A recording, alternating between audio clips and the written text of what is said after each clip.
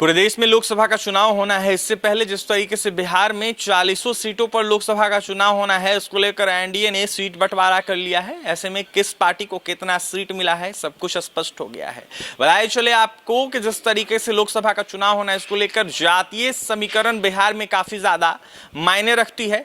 ऐसे में बिहार में लोकसभा चुनाव को लेकर तारीखों का ऐलान भी कर दिया गया है। यहाँ पहले चरण का जो मतदान है 19 अप्रैल को 4 लोकसभा सीटों पर होगा, जिसमें से नवादा, औरंगाबाद, गया और जमुई लोकसभा सीट शामिल है।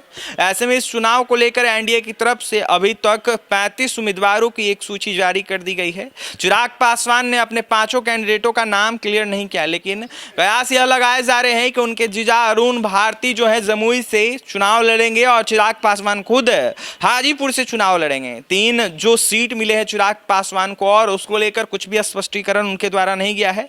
इस सूची में जदयू को 16 और भाजपा को 17 उम्मीदवार शामिल किए गए हैं। इसमें देखा जाए तो एक सीट जो है जीतराम मांझी के खाते में गया है। वहीं देखा जाए तो उस सीट से वो खुद चुनाव लड़ेंगे, ऐसा बताया गया है। इसके अलावा चिराग पासवान के खाते में 5 सीटें गई है।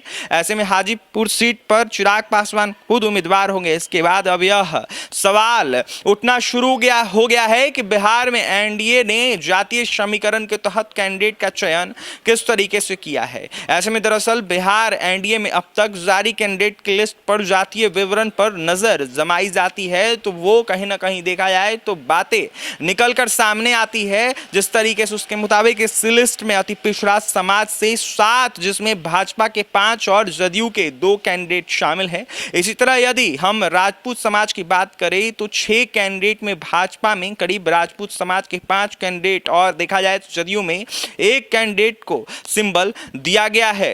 इसके बाद यादव समाज पर नजर डालें तो 5 कैंडिडेट में भाजपा में यादव समाज से 3 और कहीं ना कहीं जदयू में 2 नेताओं को अब तक सिंबल दिया जा चुका है। इसी तरह कुशवाहा समाज पर नजर डालें तो भाजपा की तरफ से 3 कुशवाहा समाज के नेताओं को सिंबल दिया गया है और जदयू की तरफ से 1 नेता को सिंबल दिया गया है। वहीं भूमियार समाज की बात करें तो अब तक इस समाज से 3 नेता को टिकट मिल चुका है, जिसमें भाजपा की तरफ से 2 भूमियार समाज के नेता को टिकट दिया गया है, जबकि जदयू के तरफ से कहीं ना कहीं मात्र 1 टिकट भूमियार समाज के नेता को दिया गया है। मुंगेर लोकसभा सीट से जिस तरीके से लल्लन सिंह लड़ेंगे वो भूमियार समाज से आते हैं। इसके बाद ब्राह्मण की बात करें तो अब तक इस समाज से भी कहीं ना कहीं महज 3 नेता को टिकट दिया गया है, जिसमें ब्राह्मण समाज से भाजपा ने 2 नेताओं को टिकट दिया है और जदयू ने 1 नेता को टिकट दिया है। जबकि दलित की बात करें तो एनडीए ने अब तक कुल 4 नेता को टिकट दिया है। ऐसे में उधर हम कायस्थ, कुर्मी, वैश्य और मुस्लिम समाज की बात करें तो इन तीनों समाज में कहीं ना कहीं देखा जाए तो 1-1 नेता उम्मीदवार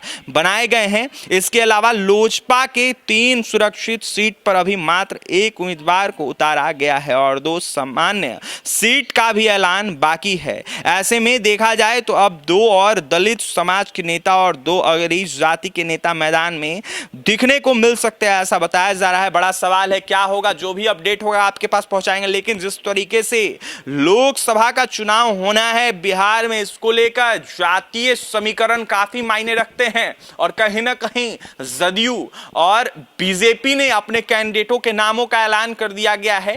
तरजीह जो है कहीं ना कहीं तमाम अनेक जातियों को दी गई है, लेकिन सबसे कम तरजीह जो है कुछ ही जातियों को दी गई है। फिलहाल देखने वाली बात होगी किस समाज के नेता आगे बढ़ते हैं, किस समाज के नेताओं को कहीं ना कहीं चुना जाता है, ये बड़ा सवाल है। और भी तमाम खबरों के लिए बन रहे हैं हमारे साथ। देखना ये होगा कि इस बार बिहार की राजनीति में 24 चुनाव को लेकर क्या कुछ होता है। हमारे चैनल को सब्सक्राइब करें, पेज को लाइक करें। बहुत बहुत धन्यवाद।